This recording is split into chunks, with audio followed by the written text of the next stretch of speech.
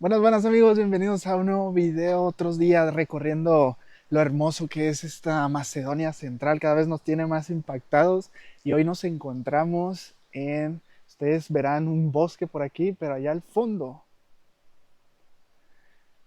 está la montaña más alta de toda Grecia. Estamos hablando de un lugar emblemático para la mitología griega, así que vayamos a conocer un poco de esto y conozcamos el Monte Olimpo.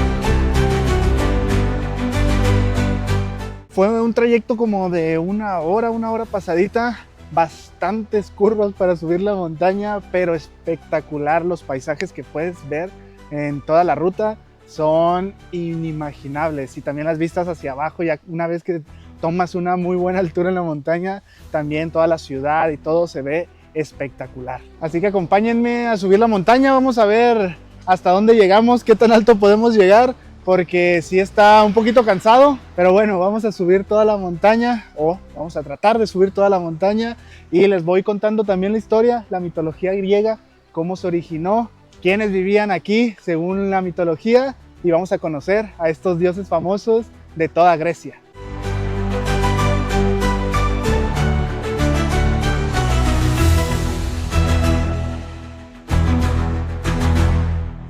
La mitología griega puede ser tu favorita o no, pero no puedes dudar que es una de las mitologías más importantes y más asombrosas de todo el mundo. Y qué mejor que conocer su historia en uno de los lugares más emblemáticos para ellos, que es llamado el hogar de los dioses. Aquí en el Monte Olimpo se encuentra ese hogar, en el pico más alto de la montaña, ya que cuenta con 52 picos, pero el hogar está en el pico más alto, el que se llama el Pico Míticas. Este se encuentra a poco más de 2.900 metros de altura. Sus picos suelen estar cubiertos de nubes, lo que ya en la antigüedad alimentaba la creencia de que los mortales no podían alcanzar la cima.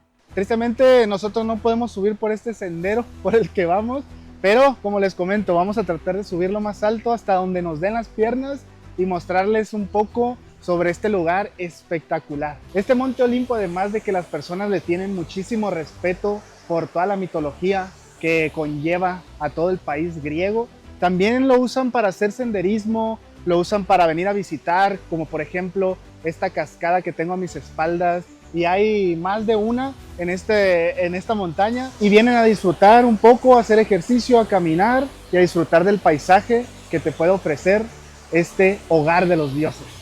El agua aquí está fríísima, viene cayendo directo desde la cima de la montaña, está súper fría. Vamos a probar el agua a ver qué tal está. Ya la probamos allá abajo, no les voy a mentir, pero vamos a probarla directo de la cascada. Está bastante fría.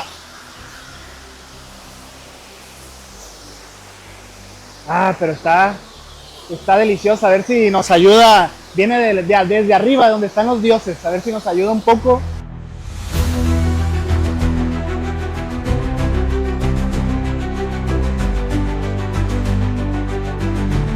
Además de ser llamado el hogar de los dioses, también este punto estratégico les sirvió muchísimo a los macedonios en contra de los otomanos cuando tuvieron su guerra, ya que esta montaña, este monte, tiene muchísimos escondites. Ay, casi me parto ya que esta montaña tiene muchísimos escondites entre sus rocas, entre todo su bosque, así que lo utilizaron como estrategia en contra de los otomanos. Este lugar lo tiene todo, una imponente presencia natural, también una historia increíble y obviamente, cerrando el broche de oro, una mitología espectacular. Afortunadamente también el clima como medio ayudó. Ahorita estaba un poco nublado, ahorita ya salió un poquito el sol, pero gracias a los árboles que están aquí no pasa mucho, entonces ayuda a que está fresco, ayuda, pero aún así es bastante cansado. Así que pues entonces, ¿cómo llegaron los dioses o cómo se les vincula a los dioses con este Monte Olimpo? Todo comenzó, o cuenta la mitología, que todo comenzó con la titanomaquia. la cual es la guerra entre titanes y los dioses, en la cual obviamente los que se quedaron con el territorio y los que ganaron fueron los dioses del Olimpo, los cuales reclamaron estas tierras, en las cuales se menciona que había castillos y palacios de cristal y de oro. Era un palacio divino, una ciudad celestial invisible a los ojos humanos. Allí los dioses vivían en armonía, celebrando banquetes interminables. Así que estos dioses olímpicos decidieron pasar su inmortalidad en estas montañas y en estos palacios y en este paraíso. Pero eso sí, hasta entre dioses hay diferencias, ya que aquí solamente habitaban 12 dioses, los cuales eran los más poderosos. Tenemos al dios de dioses, el cual todo el mundo lo conocemos, el dios Zeus, el cual es el dios del trueno y el dios del cielo. Gobernaba tanto el Olimpo como el destino de los mortales. Era el guardián del orden, era el más poderoso, capaz de lanzar rayos desde lo más alto de su trono. Gobernaba con justicia, pero también era famoso por su carácter voluble y sus incontables romances tanto con diosas como con mortales. Tenemos aquí también a Poseidón, que es el dios del mar, de los océanos. Hermano de Zeus y señor absoluto de los mares. Con su tridente podía provocar tormentas, terremotos o calmar las aguas. Aunque prefería su palacio submarino, en el Olimpo se le respetaba como uno de los más temidos entre los dioses. Nos encontramos también a Atenea, la diosa de la sabiduría. Se le vincula también con la diosa de la guerra, la diosa de las artes. Era una de las deidades más respetadas y protectora de Atenas. Y tiene un dato curioso, ya que ella nació de la cabeza de Zeus. Tenemos al dios Apolo, que es el dios del sol e hijo de Zeus. Hermoso y radiante, tocaba la lira mientras iluminaba la vida de dioses y hombres. También era el señor de los Delfos, donde su oráculo guiaba a los griegos en momentos decisivos. Afrodita, la diosa del amor y la diosa de la belleza. Según el mito, ella nació de la espuma del mar. Su encanto era irresistible, incluso para los propios dioses. Representaba la pasión y el poder del amor, capaz de desatar guerras o reconciliaciones. Aquí también se encontraba el poderosísimo Ares, que era el dios de la guerra. Aunque no siempre respetado por los otros dioses, en la guerra era implacable y su sola presencia podía sembrar miedo entre mortales y héroes. Y si escucharon bien, también mencioné que a Atenea se le vincula con la diosa de la guerra. Aquí hay una diferencia muy importante entre los dos, ya que Atenea era la diosa de la guerra, pero un poquito más táctica, un poquito más inteligente. Y a diferencia de Ares, el cual era impulsivo y era lo peor que puede haber en la guerra.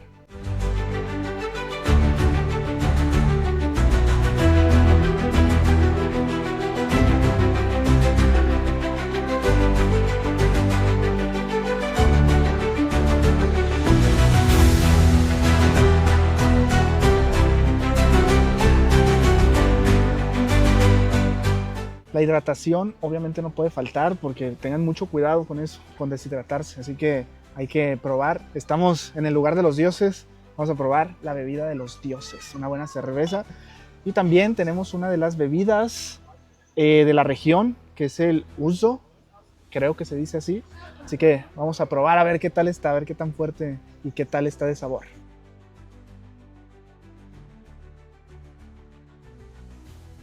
Tiene a su mecha 40 grados de alcohol. Aquí creo que lo más difícil es abrirla, pero ya la encontré por donde es. Así que vamos a ver qué tal está. Ah, no, les digo. Ahí está. Vamos a subir un traguito en este. Así que salud, vamos a ver.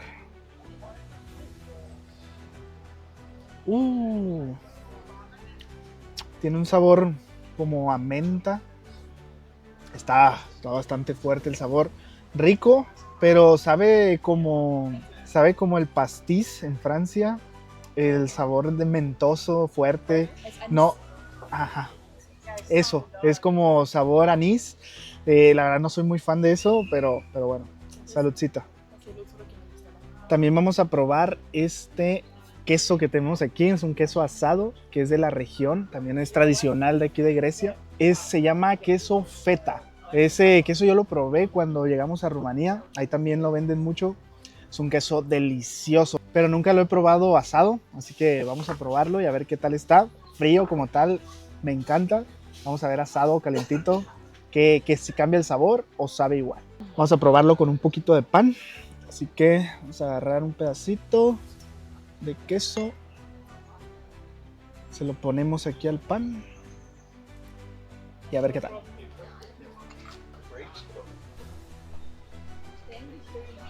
Está delicioso. Caliente, frío. El mejor queso que he probado en mi vida.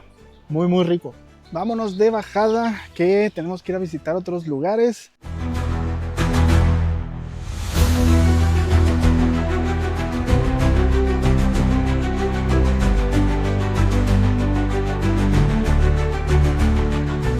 Ahora sí, gente, después de una caminata como de 20 minutos subiendo una colina y con este calorcito que no hace tanto calor, estamos a 28 grados, pero el sol sí está en su punto más alto y aquí me estoy derritiendo, pero vale la pena totalmente subir acá, ya que nos encontramos en este hermoso lugar que es el Palacio de Agay.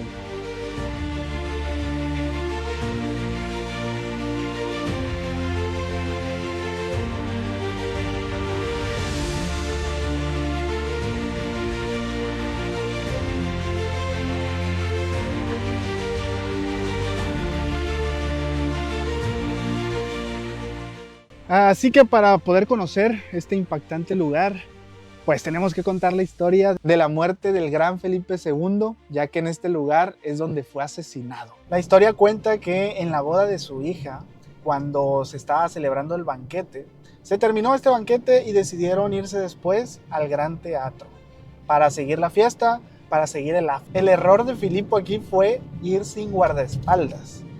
Esto quiere decir que iba solito con su atuendo, todo vestido de blanco, súper elegante. Al caminar hacia la entrada, cuenta la historia que un noble de Macedonia se le acercó y lo apuñaló en un costado, haciéndole una herida súper grave, el cual terminaría con Filipo II. Y es así como llegamos a este lugar, a este emblemático lugar, y sería el fin de una gran historia de un gran rey, el cual fue Filipo II, que empezaría con el dominio de Macedonia Central alrededor de todo el mundo. Así que ahora sí, podemos regresar a conocer este hermoso palacio que es uno de los palacios más grandes, si no es que el más grande de toda Grecia, construido o ordenado construir por Filipo II. Esto se ordenó construir en el año 4 y se terminó de construir hasta el 336. Duraron bastante tiempo. Es una de las construcciones más simbólicas de lo que fue el reinado de Filipo II. Esto no servía como casa de los reyes, sino más bien aquí estaban toda la asamblea política en ese momento, cuando reinaba Filipo II. Así que los invito a imaginarse cómo lucía este palacio en su mejor época.